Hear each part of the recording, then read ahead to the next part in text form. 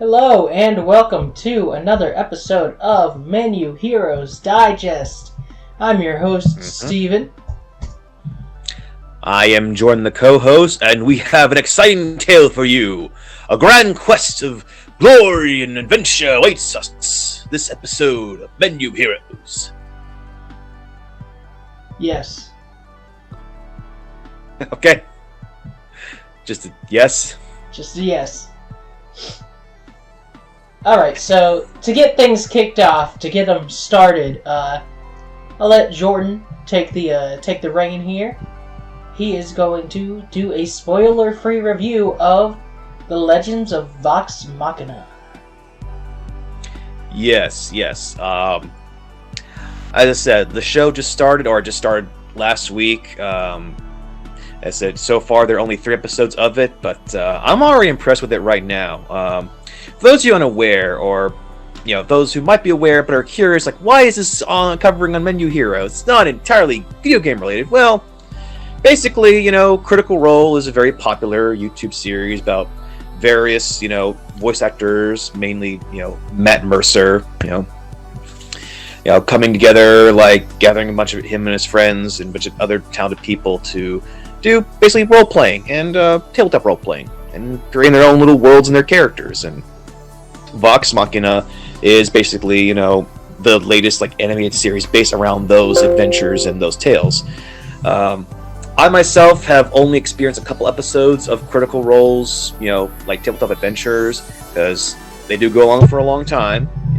They're really good, but I don't always have the time to watch all their episodes. So, to me, watching this show, I felt was a good medium of, a bunch of people having a fun time. This world and these characters created by people who were having a fun time playing role playing. Me, Steven, and a few of our friends, we've done tabletop role playing before. Never been able to finish a session or a story, but it's always nice to see some people finishing theirs and being able to do an animated show about it too. That's always a plus. He's blaming me when he says that we never get to finish the story, by the way. But it's not my fault it's not my fault that one of the players quit in our Pokemon one because role playing wasn't for him. But then he the next day he went to somebody else's house to play D&D, and I was like, okay, why didn't you just tell me you didn't have fun?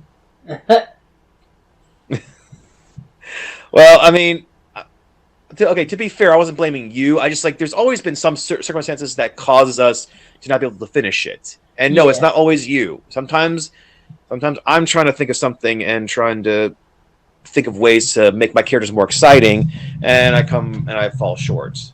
But then there's other circumstances that comes along. So no, I am not blaming you solely, Steven. All right, it's a group effort. But you're still blaming me.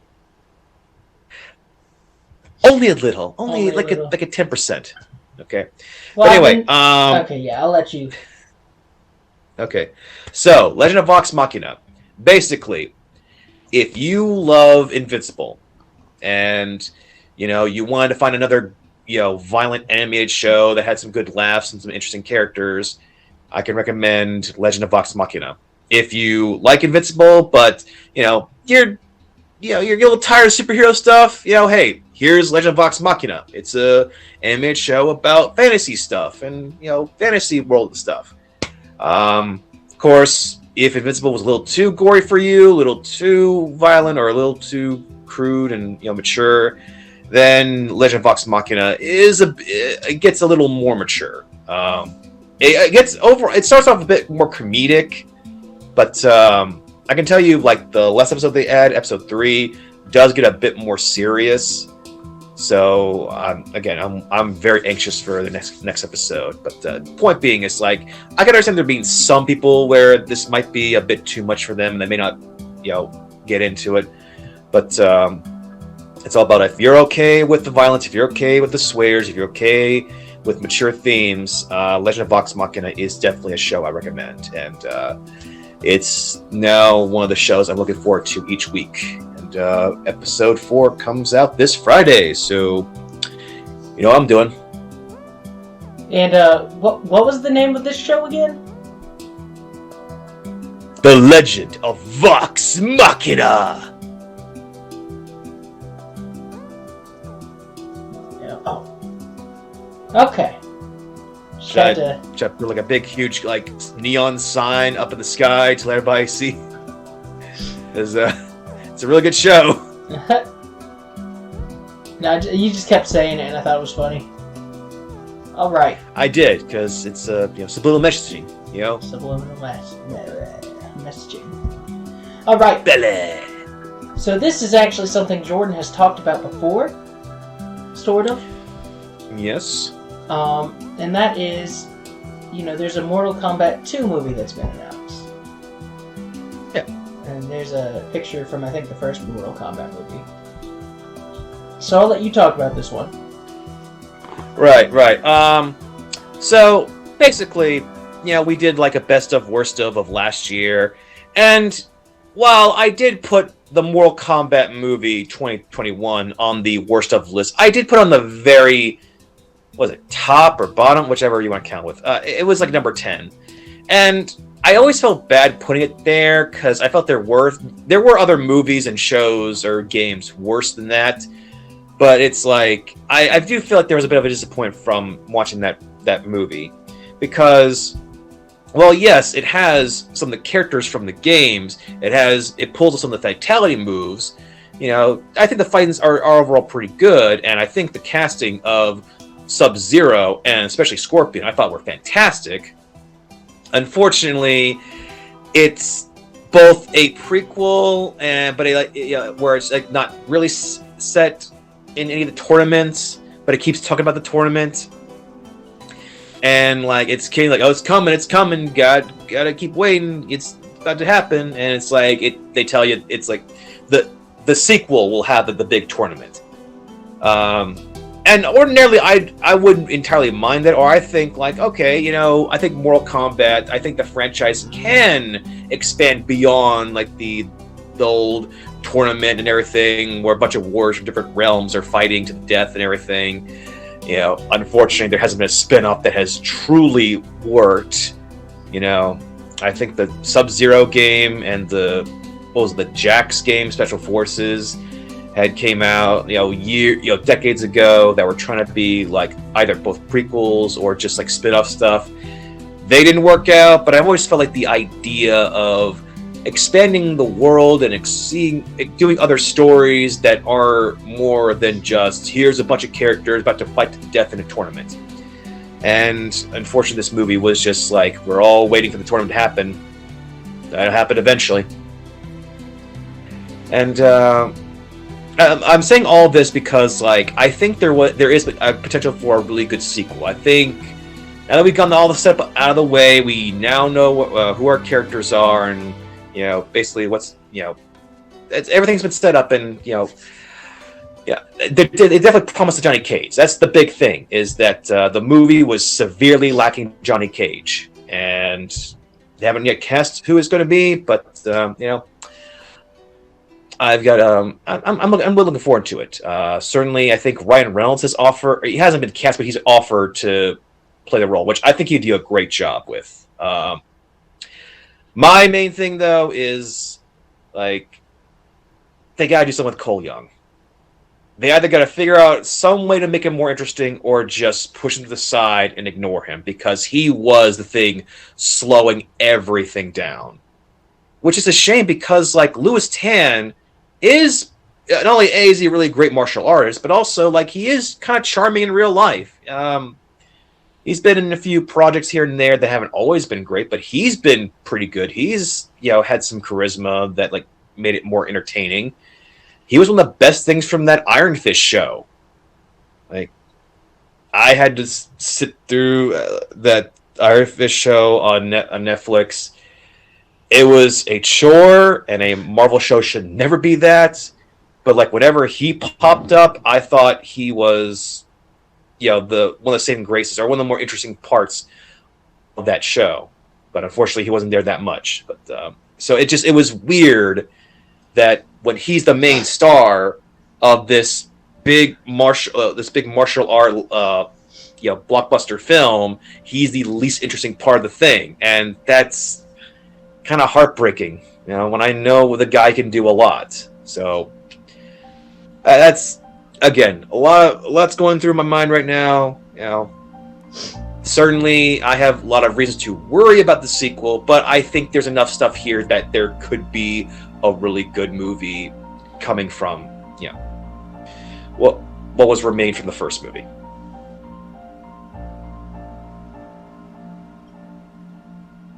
And just to add, the person they have hired to write Mortal Kombat 2 is Jeremy Slater, who was the head writer on Moon Knight, which we haven't seen yet because it hasn't come out yet. But it'll be coming to Disney Plus. Yes, and I do want to mention this, that yes, he was one of the writers for the Fantastic Four reboot in 2015, but hold up, folks. Before y'all get your pitchforks and your torches, there were a lot of writers attached to that movie, and it kept getting rewrote, so I don't know if his script or his version of the script was good or bad. But either way, some people get their starts, in Hollywood or any kind of, big studio or big company, and it may not always turn out well, but I don't think that's an automatic sign whether or not the guy can turn out some good stuff or not. Certainly the trailer for Moon Knight looks really good. Certainly it's picking part from what little I know of Moon Knight, it's taking bits and parts from different runs that I recognize and kind of doing its own thing with it, so I look forward to that show. And I think there is certainly a lot of material from the Mortal Kombats of before, and certainly what they established in the first movie, that there can be some good character moments, good interesting character beats, along with all the blood, gore, and violence that you're known for the series. All right. So, moving on to something that also has ties to Disney. EA, the publisher, is working on 3 new Star Wars games. And yes. Funny enough, developer Respawn Entertainment is in charge of them. All 3. So, there is a sequel to Star Wars Jedi Fallen Order. There is a first-person shooter and a strategy game coming out. So, starting with... Oh, you want to say something? No. I was first confused, Steven, Mortal Kombat was made by Warner Brothers. Well, it was by New Line Cinema and Warner Brothers. That wasn't made by Disney. I was about to say. Then I realized, oh yeah, Moon Knight is on Disney Plus, so that's where your connection was. Okay, sorry. It was not the most seamless transition, but... Yeah. Right. Understand. If people can figure that Bill Gates puts microchips in the vaccines, I figured that wasn't too far a stretch. I'm sure there's a conspiracy theory how it was Disney's fault that Mortal Kombat wasn't as good as it should have been. So I'll let it slide. Let it slide. All right. So, the person directing the new Star Wars Jedi game will be Stig Asmussen. Yeah, I'm looking at the name right now. Asmussen. He led development of the first game as well as God of War 3. Oh yeah. 2 other games that I mentioned. The first-person shooter will be led by Peter Hirschman, who previously served as VP of Development at LucasArts, which worked with Lucasfilms because they're same person, basically. And he co-created Medal of Honor. So, that's pretty fitting.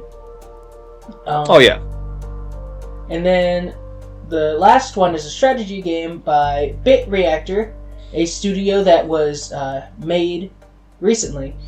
And it's made up of veterans in the gaming industry, best known for their work on the XCOM franchise. Alrighty. Yes. And if you've been following Star Wars games, EA has been, collaborating with Lucasfilm Games for quite a while now. Since 2013, so it's been 9 years. Yeah. And have they released close to the 10th anniversary? Have they released any Star Wars games people actually liked? Well, Jedi Fallen Order. Okay, yeah, that's like the one, like. It's like the one. Yeah, that's the one everyone agrees is pretty good. I think it was like the second Battlefield game, or was like no, sorry, Battlefront. Battlefront. Sorry. It's fine. No one's really liking the Battlefield games right now. But I'd say like Star Wars Battlefront. I think the most recent one I've been hearing is getting better, but unfortunately, it was that typical EA shenanigans of like. They front-loaded everything with microtransactions and loot boxes, and the game barely had anything on launch, or you had to pay even more to get more stuff, and that made everybody mad. So it did not do well in sales. But like everyone who's playing the game now is saying, like, okay, they finally added more stuff. It's finally a good game now, and it's the Street Fighter V effect where. Now the game is pretty good, but on launch they barely gave you anything, or they made you pay extra to get the features you really wanted. So, another game that kind of has that reception, though it's not nearly as drastic, is and when I say drastic, I mean it hasn't shifted from completely negative to completely, or mostly positive. It's gone from completely negative to like lukewarm. Is Fallout 76. Yeah. Which everyone makes fun of me for because they see it on my desktop, but I've never gotten a chance to play it because, my internet is terrible. Well, it certainly got flack when it first got released. I think. Nowadays, since there's been so much more drama of other games that people have kind of forgotten about 76 and are like, okay, that one, that was a thing, what have you. But they've also worked to improve it some. Yeah. It's got its fans. Yeah. Well, speaking of games that started off with mostly negative when it first came out, but became mostly positive.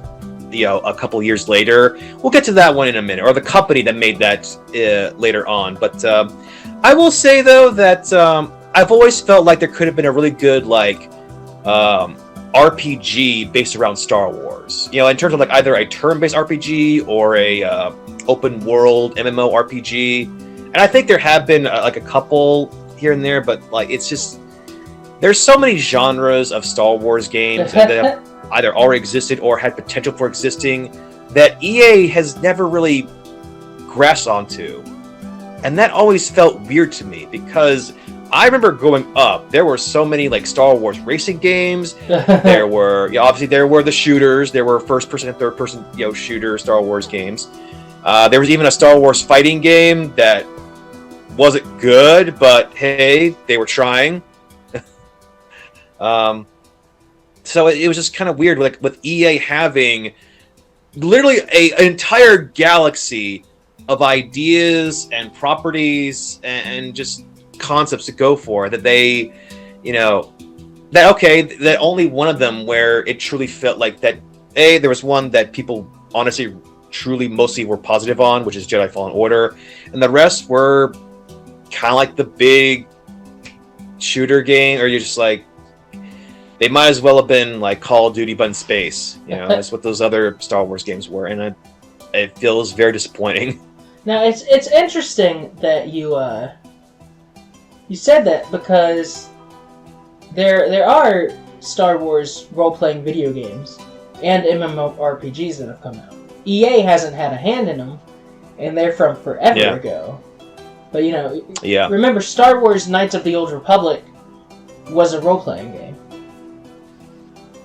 Yeah. I just like I'm saying like there hasn't been any recent RPGs based around Star Wars, and I feel like that is the franchise that you could so easily make a cool RPG on, and Knights of the Old Republic is the example of how to do that and be hugely successful on.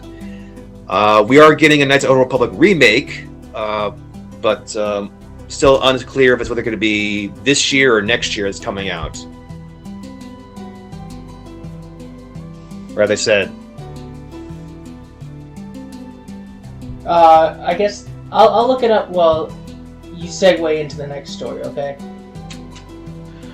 Okie dokie. So, as I've said, there has been a history of games that have come out of different genres, many of which not made by EA, and it's certainly the history of Star Wars games is vast. It's a galaxy of itself, but unfortunately, like many Alderons before it, there have been games that have been just obliterated and destroyed with thousands of fans crying out in terror and pain, only to be silenced in an instant. And one of those was the Star Wars Underworld series. It was going to be a Star Wars Underworld show, a live action show, well before The Mandalorian premiered, and they were also going to do a game based around that.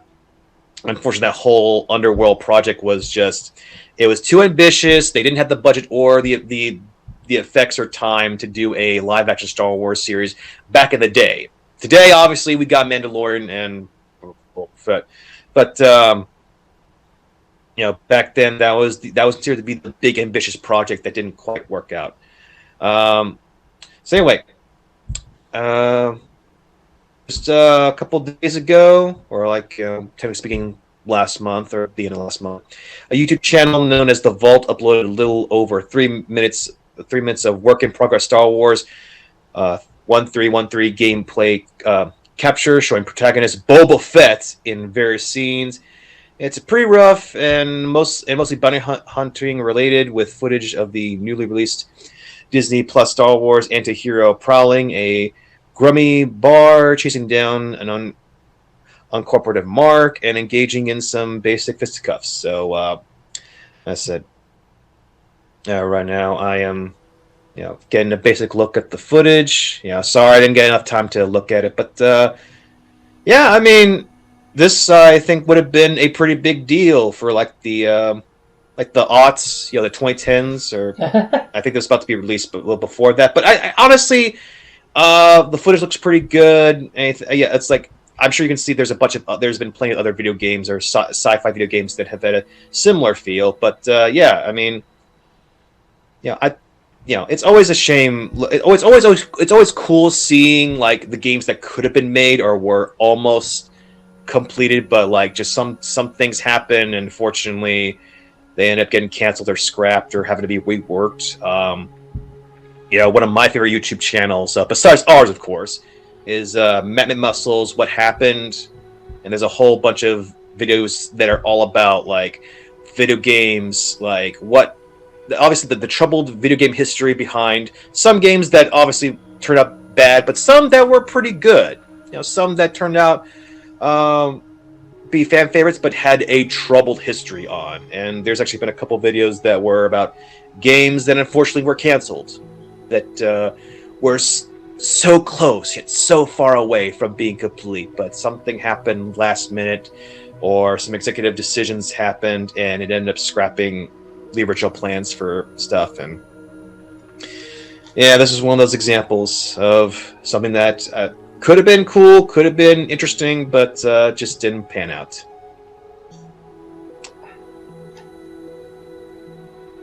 Ow.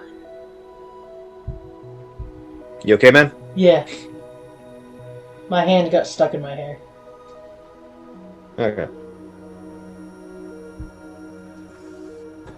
Alright. So, let's talk about Jordan's favorite thing in the world. Metroid. So, yes, so we're going from one bounty hunter in space with a cool helmet to another bounty hunter in space with a cool helmet. Pull up the article right here. Sorry. Metroid 4. I mean, Prime 4. Yes, Metroid Prime 4. Okay. Prime 4. Yes. Technically speaking, Metroid 4 is Metroid Fusion. Thank you very much. But no, seriously. Look, Metroid Prime 4 is obviously one of the games I've been looking forward to. They've made big announcements for it, or just at least they've had teasers for it in the past at other Nintendo Directs. And people like me have been waiting anxiously for the next installment in the beloved Metroid Prime franchise, developed by Retro Studios. And again, there's a cool What Happened episode about the history of Metroid Prime. That hey, keep watching our show. Please keep listening to our podcast. But if you're looking for something after to watch, check out Man and Muscle.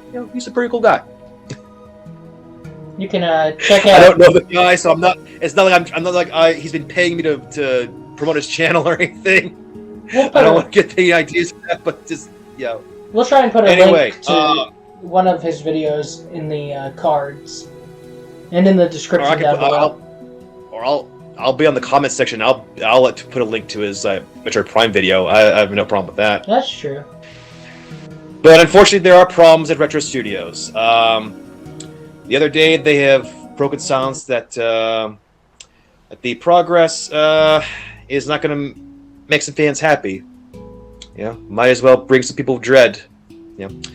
So Retro Studios put out a public call to let prospective developers know that it was hiring for a pair of new roles at the company to work on Metroid Prime 4.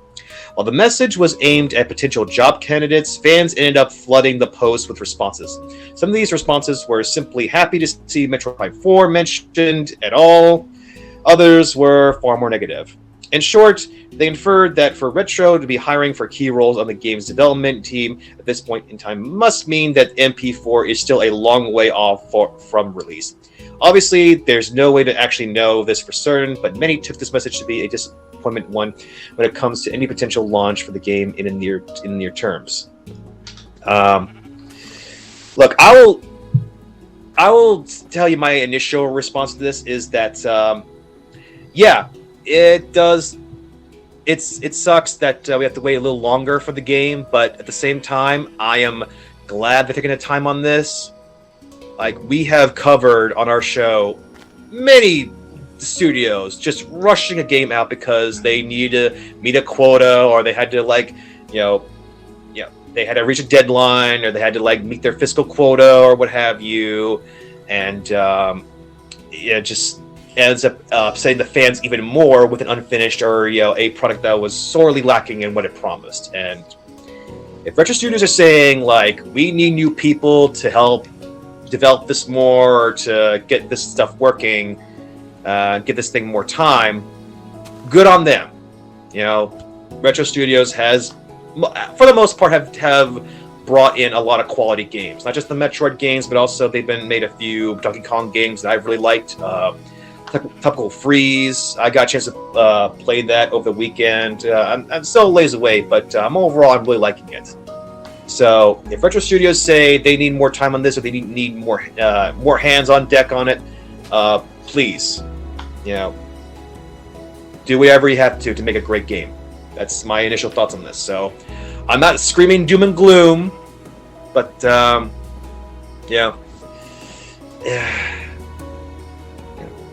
I said, Metroid Dread, it had a great game, but just maybe itching for more, man. I'm just jonesing for more Metroid, and it's gonna be painful to wait a little longer, but I can endure it.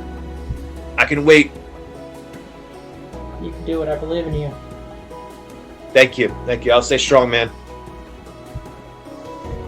All right, so let's move on to a disappointing studio. A studio that had done something disappointing, rather. Yeah, they now again, the animation studio that made Arcane is cool. I haven't heard anything about them so far. But the company that owns Arcane and League of Legends, Riot, I'm getting more and more disappointed by them. And maybe it's because I haven't heard anything, that I haven't looked into their history before, and that a lot of stuff is coming up at the surface. But this story right here, it makes you ask, what you doing? Riot, you got so much money. You got so much money. Why are you going around attacking smaller businesses? Why are you attacking small artists? For what? Using the word arcane in their work? What are you, Sony? For those unaware, back in 2015, when Sony released the Pixels movie starring Adam Sandler, they sent cease and desist orders to anybody making videos with the word pixels in their video. Whether it be just simply, hey, this video I'm making is like something number of pixels or whatever, or using this right there, they would shut that down, or they would put in copyright claims on that video just because it had the word pixels somewhere in the description. I kid you not. And apparently, Riot Games just looked at Sony's playbook from 2015 and said, oh, we'll do that. Oh, we can do that easy. So, anyway, an artist from Ukraine has had her work removed from TeePublic following a copyright claim from Riot Games. This is despite the work being from the artist's original creation, with Riot's legal team seemingly targeting the small creator because they used the word arcade, which I will remind everyone is a word that Riot does not own. It is a word that has been around for centuries. Look. Yeah, no, actually, no. I'm gonna look at how, like, where the word arcane comes from, and I'll tell you how long. Okay. Well, it's been since it's been in use. While he does that, I'll continue the story. So, yes, please. Riot admits that the takedown notice was made in error, and the big thing that they say is that there are a number of teams and third-party agencies working to protect their IP, trying to, distance themselves from the takedown. They confirmed that it was aware of the issue and that the takedown must have been issued in error. It closes off the statement by apologizing for the experience and wants to assure us that they are actively reviewing it. The person in question, Cuddy confirmed that Riot has reached out to her privately and is hopeful that the wrongful copyright claim will be addressed soon. It's very likely that her art's going to return to TeePublic. The weird thing about it is, or I guess my takeaway is, I have a feeling that no matter who did it, it was the result of some kind of algorithm or bot that keeps an eye out for, trigger words, essentially. Like, YouTube has something with music that does it, and it's so stupid. SoundCloud has it too. Years ago, I made a cover of Radioactive on the piano. It was, a cover. And SoundCloud took it down, and they were like, no, you used copyrighted music. And yes, the song is copyrighted, but you're allowed to cover music. That's something you're allowed to do, as long as it's transformative, and it was, because it was a piano cover. So, hopefully this was just a misunderstanding, but, people who are in charge of protecting IPs need to do a better job. They need to not go willy-nilly handing out DMCAs. Amen. Take accountability. Right. So, I have 3 thoughts here. Right. 1, the word arcane is mid-16th century, from the Latin arcanus, from arcere,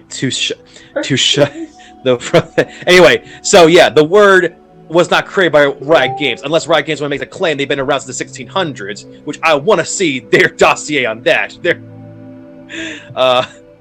Anyway, point number 2. Unfortunately, again, it's like copyright. Big corporations are becoming more and more stingent with copyright claiming so many things. Even though fair use has been a thing for a while, and it still is, and while certainly certain countries have their own different rules for copyright claim, they still exist. But unfortunately, especially sites like YouTube, they've always been bowing to the big corporations, and when the big bucks come in and say, we want that taken down, or we want that demonetized, they always obey them. Thirdly, this is almost similar to what happened with Totally Not Mark, where he has done videos that are just essays and reviews on manga and manga arcs, and Toei Animation really went after him. It's been public. He's made videos, and there's been other people making videos about the stuff going on with his channel. Thankfully, somebody at YouTube was working with him to, try and resolve issues with Toei Animation. But like, it did always seem like the videos they were picking to in order to take down or trying to ban or block were random, because he would make videos that were all about drawing tutorials of how to draw certain characters from Dragon Ball and I think a few on One Piece, which are clearly under fair use and do not use any images or clips from those anime. Yet Toei or somebody representing Toei is saying, nope, that's wrong. You're using our stuff. Ban it. Get rid of it. And thankfully, mostly his channel has been restored for right now, and that they've resolved it by having that his videos are just blocked in Japan. Which the guy is Irish, I believe, so like he's always been making videos that were aimed for Westerners or for English-speaking audiences or what have you. So yeah, they were able to work around for that. But yeah, this is becoming more and more of a problem of like companies who have all the money in the world.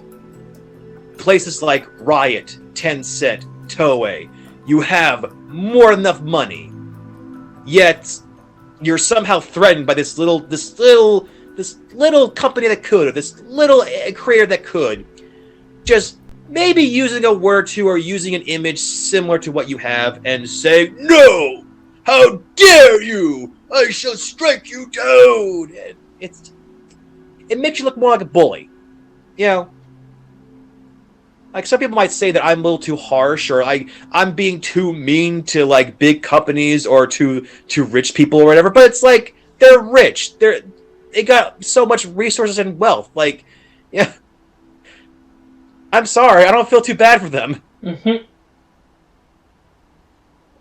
All right, so let's talk about another copyright claim / block, and I have a feeling a lot of people are not going to agree with me on this.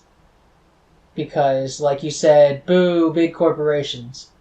But the man, the myth, the legend, and the second top high-quality rip uploader on YouTube, GilvaSunner, has announced that he will be deleting his YouTube channel.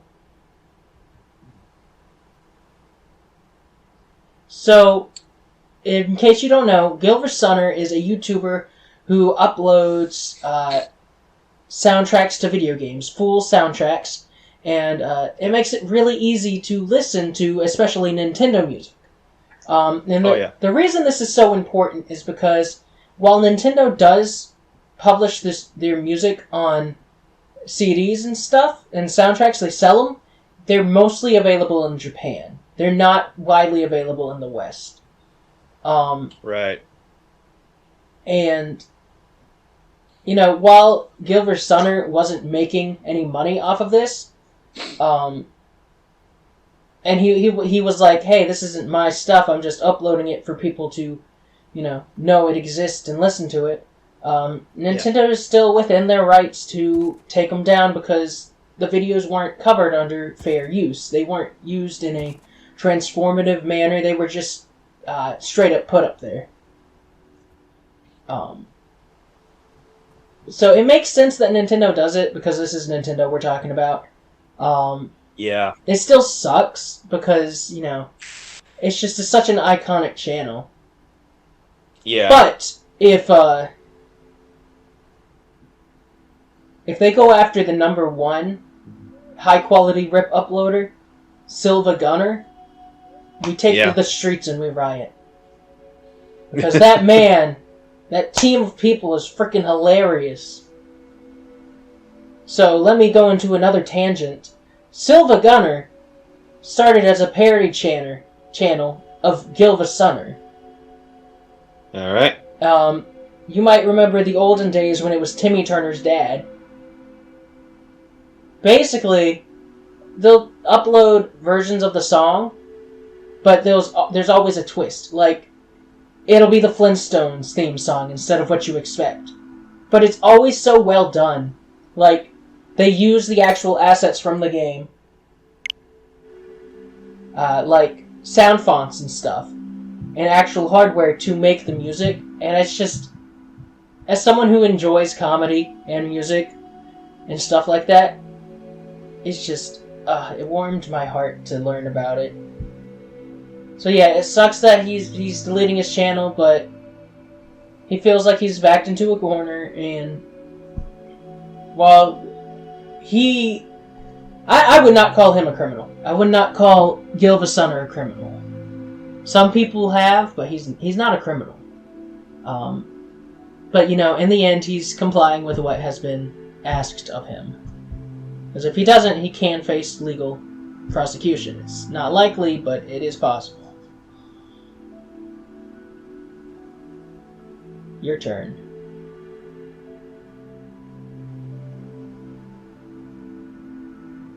Oh no. Are you still there? No! The internet cut out! I scream. Alright, Jordan's finally back. To recap. Yes. I'm alive. While it's unlikely that GilvaSunner would have faced charges for not complying with the takedowns, there was still that possibility, and he's not a criminal because he's just not. No. It's music.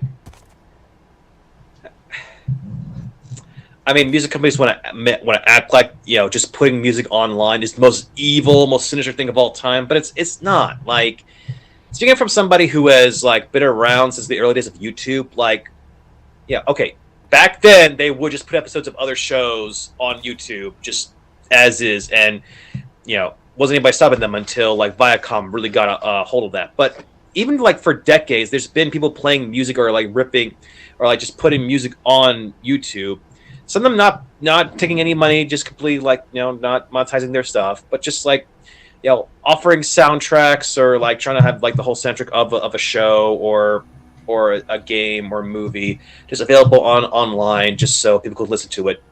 And I can't even imagine the many YouTube channels that have relied on the many classic Nintendo music that GilvaSunner was having on their channel.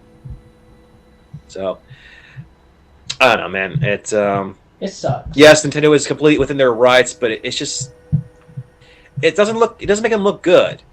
It's one of those things where companies, they go so far to quote unquote protecting their IP that they're going after smaller, lesser known,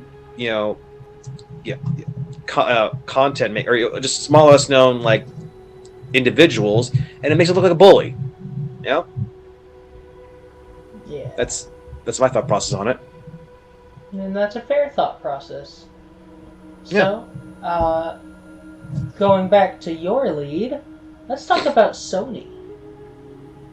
Yes. So, now, before anyone says, oh man, Sony, they retaliated, they saw what was going on with Microsoft, and that big purchase, so they lashed out, they struck back, they went after, Microsoft's old homeboys, the Bungie team, and bought them and everything. Well, slow down. Well, yes, Sony did buy Bungie. They basically just bought out Bungie for $3.6 billion. This wasn't just simply a response to Microsoft's acquisition for Activision Blizzard. This has been going on for quite a while now. Or buying a company buying another company does not happen overnight. It has to take at least a year in order to finalize things, in order to negotiate deals and good back and forth, what one company acquires and what doesn't. It's a long process. I do think we might hear within the next year Sony making a big purchase in response to Microsoft's purchase of Activision Blizzard. But if you look at the history of Bungie, they've been getting more and more chummy with Sony in these last few years than they have before. Well, the Disney games have been cross-platform, or they've been available on other platforms before. They've been doing a bunch of exclusive stuff for Sony and the PlayStation stuff, or the PlayStation Store stuff, than most other platforms. So, to me, the idea of Sony just just putting a ring on the finger of Bungie and just saying you're going to be with us now. We're in this together forever. Like, it's not that big of a shock if you really look at the whole timeline, honestly. It is funny because you think of Activision, and some of the titles that come to mind are things like Spyro and Crash, which for the longest time were PlayStation exclusives. You think of Bungie, you think of Destiny, you think of Halo. And what was Halo? Xbox exclusive. Microsoft. Yeah, Microsoft. And now they're owned by the opposing companies, and it's just really funny. But yeah, you're absolutely right. This is not this purchase, there's no way it can be in response to Microsoft buying Activision. I mean, I take that back. It could be, they could have had insider knowledge, but it's not likely. And it's definitely not, it did not start out as a public, retaliation method. It's also interesting that Bungie was working with Activision until 2019 when they split. Yeah.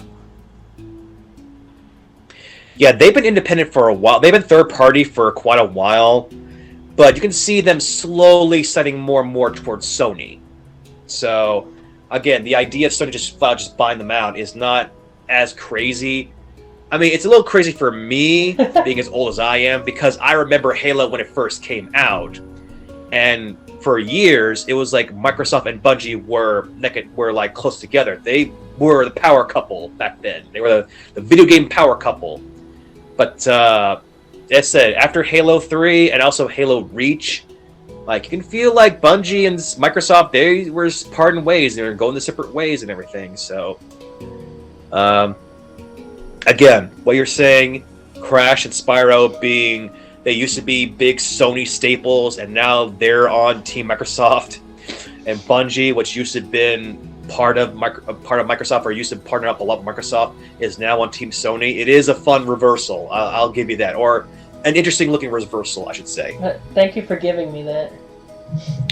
Oh, no problem. Sorry about my nose and everything. Like, it's getting a little cold here, so if you just keep hearing me stiff on my nose, I apologize. But I don't have any tissues or anything, and I still don't want to blow my nose while we're in the middle of the podcast. So that's fine. I've been sniffling this whole time. Allergies have been kicking my butt. Yeah. So we have one more story, unless you have anything else to add. Well, I was just about to say, like, we were talking earlier about video games that started off mostly negative, but slowly but surely got more positive. Destiny was that game. It had a lot of hype to it because, again, Bungie, they made Halo, so Destiny was going to be their next big sci-fi franchise. And it did not turn out very well at first. The Peter Dinklage narration or his voiceover, even he admits that was not good. So they had to rework some things. They had to really fix up that first game, and over time it became much more beloved and much more respected. And Destiny 2, that came out as well. That also took a while for people to get love in that as well. I think from what I'm slowly learning of Destiny, I think it could be a fun franchise. We could see that potentially growing out to being something like Halo, but as I said, I think it's one of those, it needs more time to grow kind of thing. Yeah. So, this news is 50 years in the making. Oh boy, is it. We like Sega over here, despite their many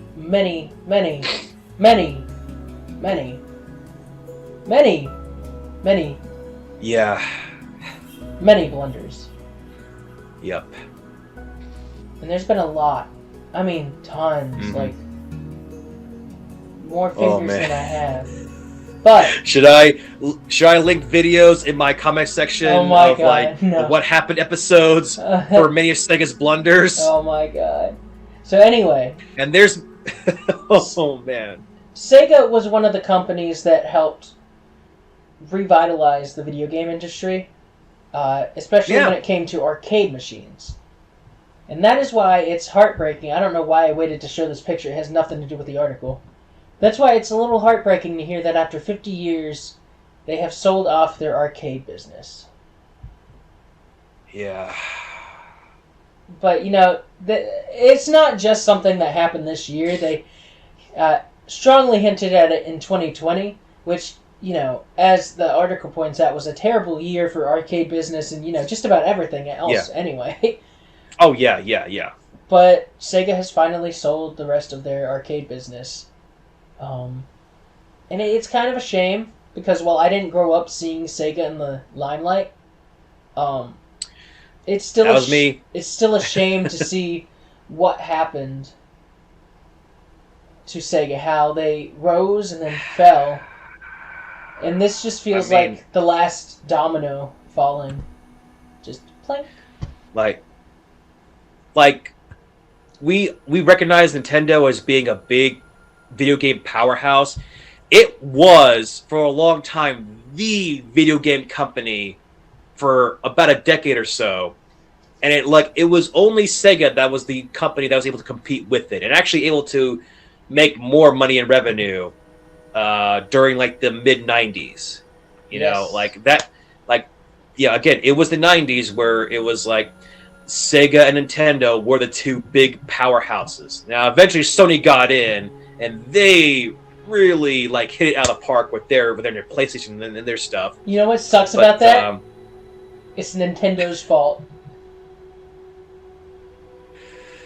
Oh, well, I feel like it's several. I feel like it's both a combination of Nintendo and Sega's obviously Nintendo had a chance to work with Sony and they dropped the ball. That's what but I'm talking Sega, about. yeah, but I'm saying Sega also had a chance to work with Sony. They were almost considered it was Sega of America was trying to get on Sony's good side. The Sega of Japan had such a massive ego, saying, "No, we can do this on our own. We can take on Nintendo all on our own." And Sony was like, "Well, we'll make up our own thing." And boy, did they make a juggernaut of a console series. Yeah. But yeah, that's it. It's closing. It's gone. It's bye-bye. The end of an era. Yeah. Sega to Sanshiro, Sega to Sanshiro, Sega to Sanshiro. We keep talking about these big acquisitions and these companies buying other companies kind of thing. I will not be shocked if we hear either this year or next year of Nintendo just straight up just buying out a bunch of Sega properties. Because you're seeing a lot of Sega stuff on Nintendo already. On the Nintendo Online thing, you have a bunch of Sega Genesis games available. Would it really be that crazy of an idea if just Nintendo just, at the very least, buys most of Sega's IPs? Sometime in the future? Is it really that crazy? No, it's not that crazy.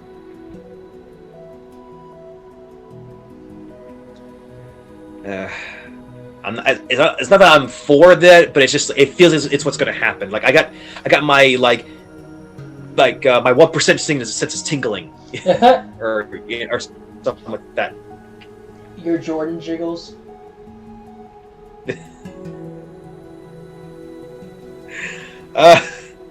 Sure, we'll go with that. All right.